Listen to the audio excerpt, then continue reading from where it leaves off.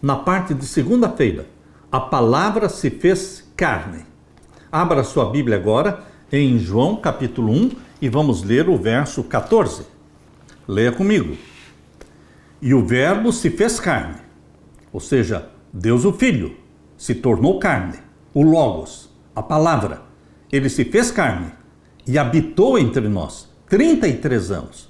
E vimos a sua glória, como a glória do unigênito do Pai, cheio de graça e de verdade. Este verso 14 de João capítulo 1 é um verso que mostra Deus se tornando homem. O verbo, que é a palavra, é o Criador dos céus e da terra, ele se tornou carne, se tornou um de nós. Foi gerado pelo Espírito Santo no ventre de Maria. O título Pai e o título Filho são títulos proféticos. Muitos pensam que Pai e Filho é porque, na eternidade, o Pai gerou o Filho, de que houve um tempo em que o Pai existia e o Filho não. Queridos, dentro do plano da salvação, os títulos Pai e Filho são profecias. E esta profecia se cumpriu quando ali em Lucas capítulo 1, verso 35, diz que o Espírito Santo gerou no ventre de Maria o Filho de Deus. Leia comigo, Lucas 1, 35. E respondendo o anjo, disse-lhe, descerá sobre ti o Espírito Santo, e a virtude do Altíssimo te cobrirá com a sua sombra, pelo que também o santo que de ti há de nascer será chamado Filho de Deus. Cumpriu-se o título profético, Filho de Deus. Pai e Filho, unidos na salvação. Jesus Cristo foi gerado, sim, mas não na eternidade. Ele foi gerado no ventre de Maria, pelo Espírito Santo. Ali se cumpriu a profecia de Jesus como Filho e de Deus como Pai.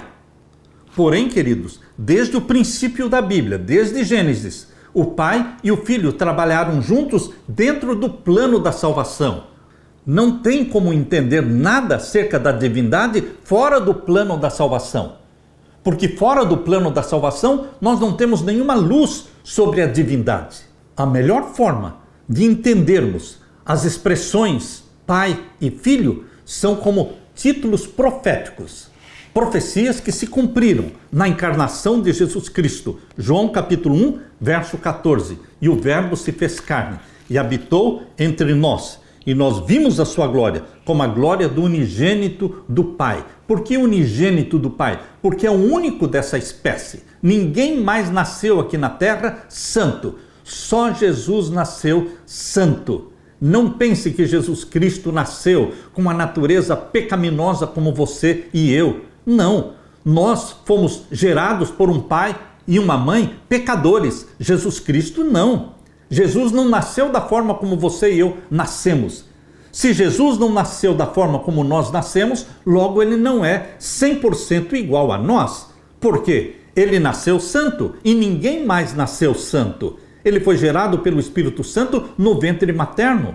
Nós, pecadores, somos gerados pelo Espírito Santo na idade adulta, quando nós abraçamos a Jesus como Salvador. Quando nascemos da água e do Espírito, então estamos sendo gerados pelo Espírito Santo. Porém, não no ventre materno. Jesus Cristo, conforme diz Lucas 1,35, nasceu santo. Ele tinha sim uma natureza física, uma natureza humana física, que estava trazendo as consequências de 4.000 anos de pecado, mas somente a natureza física, porque moralmente, espiritualmente, Jesus Cristo era santo tanto quanto Adão no Jardim do Éden.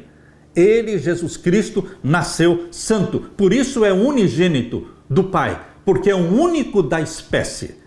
Meu querido irmão, se Jesus tivesse nascido com a natureza pecaminosa igual à nossa, ele precisaria de um Salvador. Você já imaginou, já pensou nisso? Se Jesus tivesse nascido com a natureza pecaminosa igual à nossa, ele precisaria de um Salvador, porque todos os bebês, todas as crianças que nascem de pai e mãe humanos pecadores, a criança já nasce precisando de um Salvador. Queridos, Jesus não precisava de um Salvador. Jesus era o Salvador, o Messias, o enviado de Deus. Por isso ele nasceu santo e ele escolheu não pecar. Escolheu não pecar. poderia ter pecado, mas escolheu não pecar. Adão poderia escolher não pecar, mas Adão escolheu pecar. Aí está a diferença. João não começa o seu evangelho usando o nome Jesus ou apresentando o seu papel como Messias, mas ele usa o termo logos, do grego, que é traduzido por palavra ou verbo. Os ensinos de Platão, filósofo grego, dividiam a realidade em dois domínios: o domínio celestial e imutável, onde existe perfeição, e o domínio visível, perecível e imutável. Algumas filosofias identificavam o Logos como um intermediário abstrato entre as formas eternas e as formas perecíveis. Porém, João usa o termo Logos de maneira completamente diferente. Ele defende que a verdade, o Logos, não é um conceito etéreo ou abstrato que flutua entre o céu e a terra. Para João, na mente de João, o Logos é uma pessoa, Jesus Cristo, que se fez carne e habitou entre nós. João 1,14. Para João, o Logos é a palavra de Deus, o qual se comunicou, isto é, se revelou à humanidade da forma mais profunda possível. Deus se tornou um de nós. No Evangelho de João, o Logos representa o Deus eterno que entra no tempo e no espaço, que fala, age e se relaciona com os seres humanos em nível pessoal. O Deus eterno se tornou um ser humano, um de nós. O apóstolo indica que o Logos se fez carne e habitou entre nós. A palavra grega traduzida como habitou significa armou uma tenda. João está se referindo a Êxodo 25:8, quando Deus disse: "E me fareis um santuário para que eu possa habitar no meio de vocês." Exatamente. No passado, Antigo Testamento, Deus habitava através do santuário. O Shekinah, a presença divina, estava no Santíssimo do santuário. Porém, no Novo Testamento, Deus habita conosco através de Jesus Cristo, porque Jesus viveu entre nós por 33 anos. João, capítulo 1, verso 14, diz que Deus veio habitar conosco através de Jesus Cristo. Da mesma forma, na encarnação, Jesus, o Filho de Deus, assumiu a carne humana, ocultando a sua glória para que as pessoas pudessem entrar em contato com ele. O Criador se tornou um ser humano, um de nós, e viveu aqui. O que isso nos diz sobre o amor de Deus pela humanidade? Queridos, isto se chama na Bíblia de o mistério da piedade. O mistério da piedade não pode ser plenamente compreendido por você e por mim, mas na eternidade, na nova terra, no novo céu, nós vamos continuar estudando a ciência da salvação, o mistério da piedade.